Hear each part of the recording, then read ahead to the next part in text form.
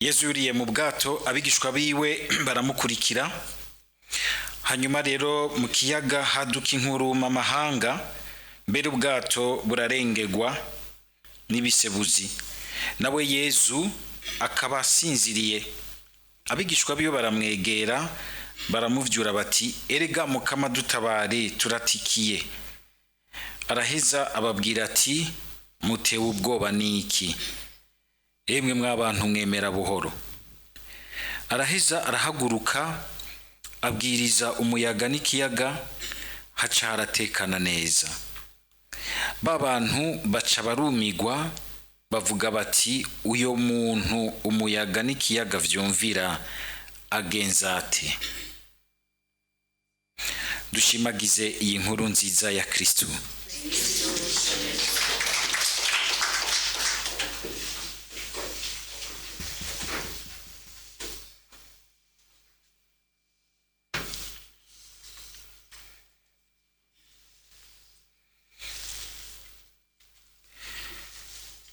Mu gisomwa ca mbere turabandanya twumva amajambo y'Imana azananye mu buhanuzi bwa Amosi. Umuhanuzi abahinga mu vy'Imana bita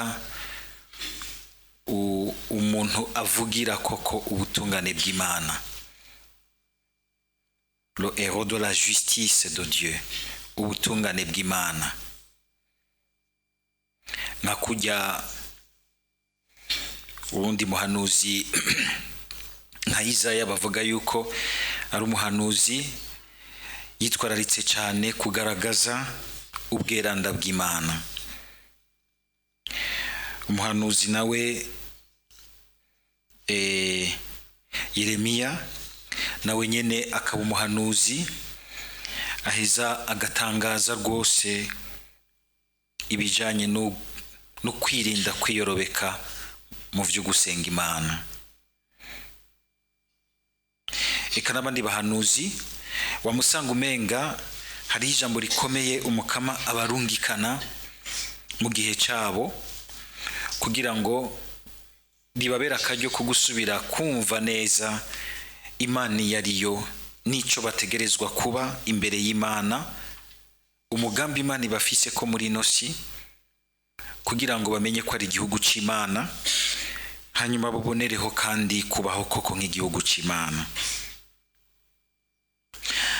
Amajambo dushikirijwe uyu munsi aratubwiye ikintu gihambaye cyane, bagira n'ibintu bibiri bikomeye. Bwa mbere mwumvise ingene umukama agira ati, ni mwebwe namenye mu bindi bihugu, ni mwebwe gusa namenye mu miryango yose yo kw'isi, ngo nico gituma nzobagendera kubera ivyaha vyanyu vyose. Ni mwebwe namenye mu miryango yose yo kw'isi. No kuvuga iki? Imana yaratoye Israeli atari ko umenga ishatse kuyikuririza gusumba ayandi makungu, nkuko uyu munsi dushobora kubona ingene bashobora kwikuririza rwose, bakumva ko bashobora kwica abantu, umenga babigira ku izina ry'umukama. Ariko Imana yabatoye nivyo ubwa mbere ku bwabo, kugira ngo ibakize, ibaha ubuzima bwayo, ibambika uburinazwa bwayo. Ariko si ku bwabo bonyene, ni kubw'ayandi makungu kandi, kuko Imana yashatse ko Israeli iba nk'ikimenyetso koko c'ubwiza bwo kumenya Imana y'ukuri, c'ubwiza bwo kungene igihugu cyose cyogomba kwitunganya mu ntumbero nziza yo kuba caramenyanye n'Imana y'ukuri uko comera. Imana yagitoye kugira ngo kibe akarorero n'icirore ibindi bihugu vyorabiramwo, kugira ngo vyitunganye koko nk'ibihugu vyubakiye ku bwiza n'ubuninahazwa bw'Imana y'ukuri, kugira ngo ayandi mahanga ave mu bigirwamana, ave mu kwitunganya muri mentalite y'ibigirwamana, ashobore kwitunganya koko mu ntumbero y'Imana y'ukuri yaremye ijuru n'isi, iganza vyose na bose, iganza intara n'amakungu yose. Ariko gacu usanga Israeli ahubwo yoyo igomba kwikoporora no kwiraba mu bindi bihugu, bagaca bava rero mu isezerano bagasanga bahemutse ku Mana.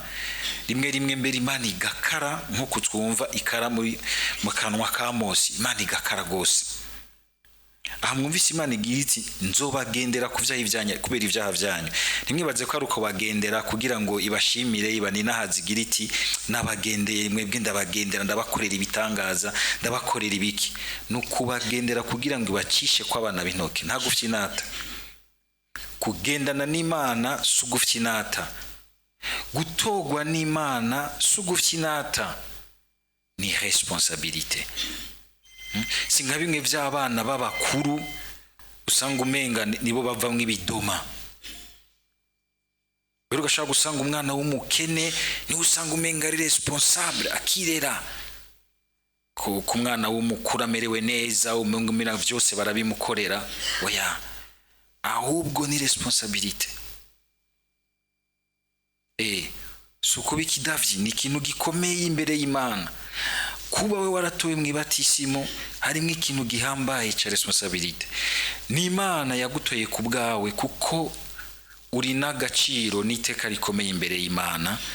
Ariko kandi kwa matwibuka yuko ahantu mu muhamagaro wacu individuel, personnel, privé wiwawe harimo ikindi kintu c'abandi. Imana ni ntora ubwanje jenyene nk'akantu ko kwiraba mu kiyo, jewe ndi gitangaza. Kumwe kw'abakobwa bamwe canke abagore bamwe bashobora kwiraba mu kiyo bakibona umenga nakatabonetse, amataye, ubwiza. Anugira ngo ntuzoja kumpanda nk'abandi, nihagira iminkanyari ntizotonda nk'abandi,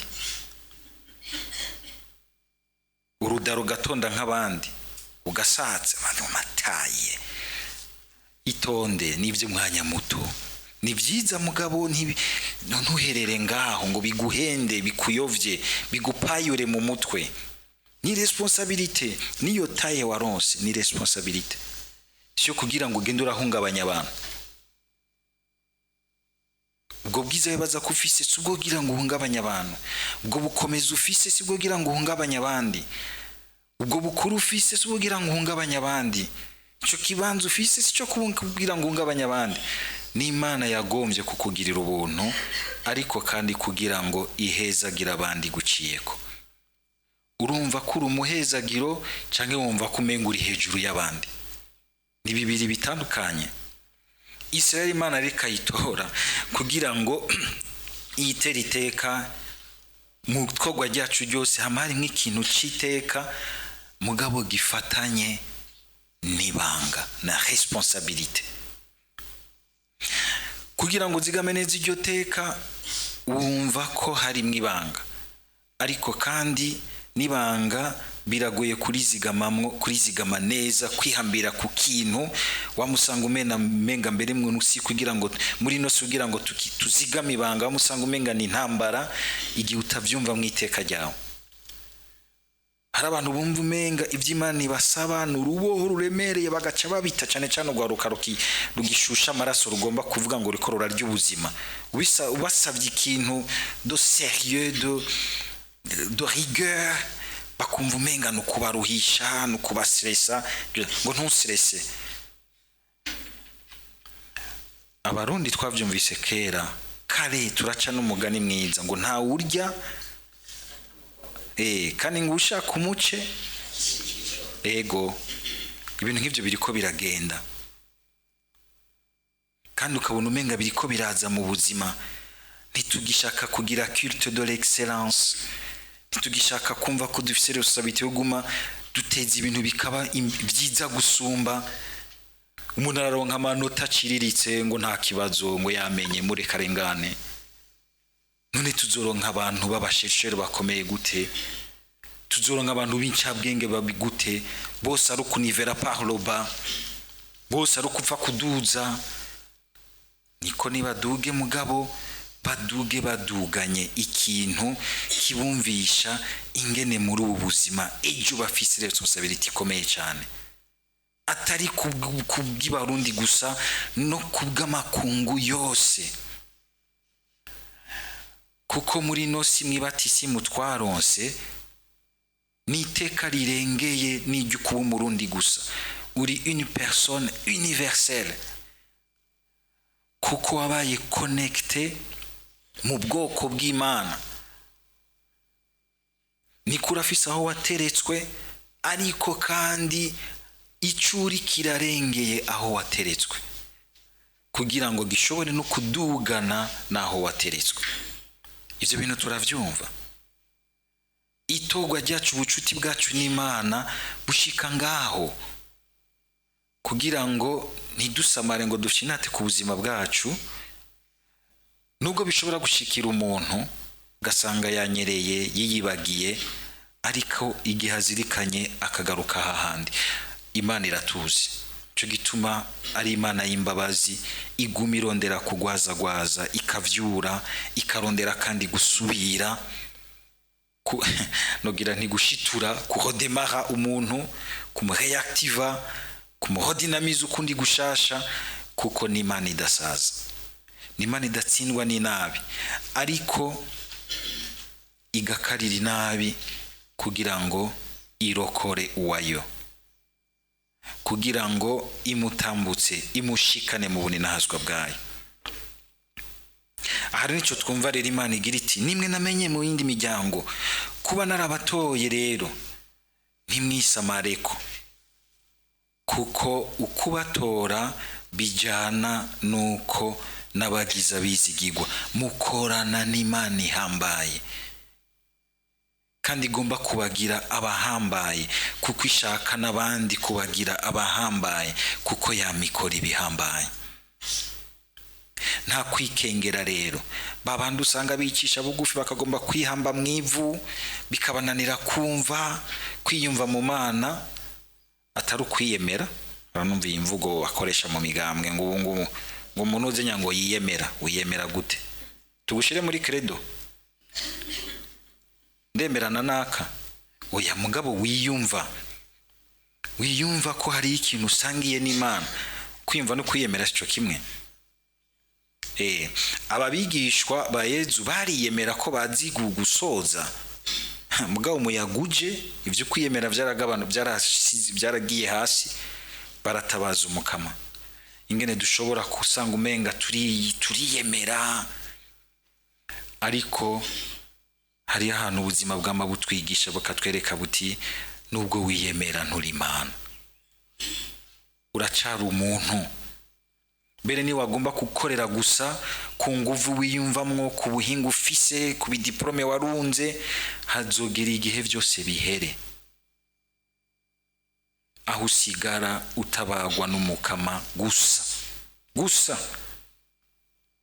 Negeze kubabwira mu professeur twabanye komeye gose, agiye kuraba uwamureze, wundi mu professeur umwe ageze kuri niveau yo rehabiliter ibintu vy'ama thèse de par le monde entier, avugangwa, agasanga ari muri centre ya retraite b'abantu, atakimenya n'uje kumuraba, yicira kw'inkonda bakamuhanagura vyose bamugirira.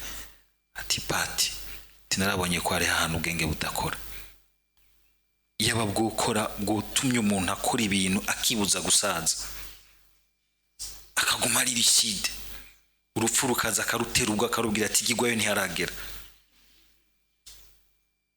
Sinzi ngo n'umuntu bwigeze kuza gutora, ararusororera, ruranwa ruraborerwa rurasinzira, aca yikura kuri liste hariya hejuru, yiyandika munsi.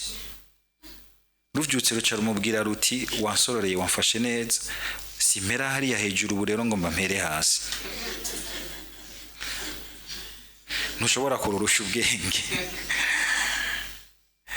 Atari kumenga twubaho dutinya urupfu, mugabo tukibuka yuko nous sommes des êtres finis, abantu bafise aho bagarukiriza, mbere kugira ngo tubigisumbirije, tube mu iteka ryacu risumbirije Imana yaduhaye mu gutuma mu ishusho yayo, nuko tugendera mu bugamburutsi. nuko twibuka yuko hariho responsabilité dutwaye, n'igihe byashitse tugatsitara tukayitakaza tukigarura. Nico gituma yasize imbabazi zayo nk'akaryo keza kugira ngo ntitugirire ngo dutakare.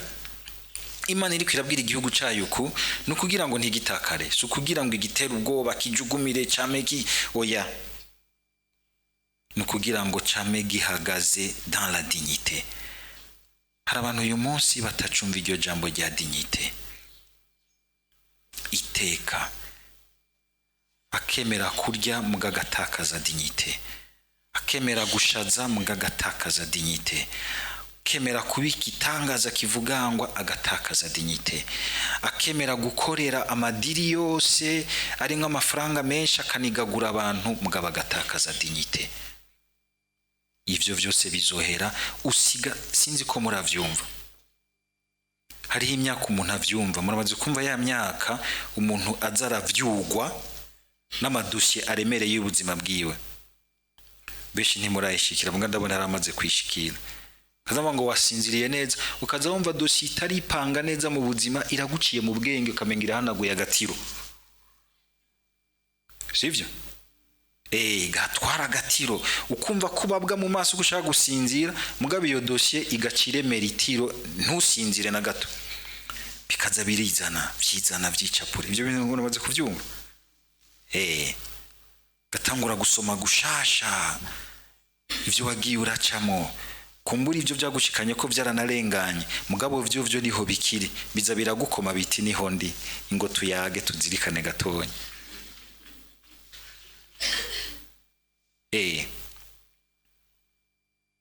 Ukabona yuko ico vyakoze n'ivyo washitse ko byararenganye, mugabo vyo biracaraho.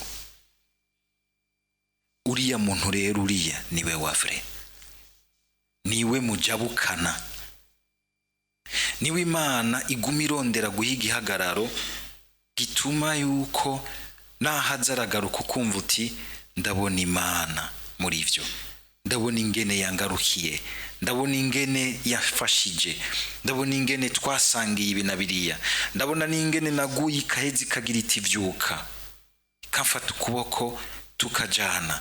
Ico kiraryoshe gose.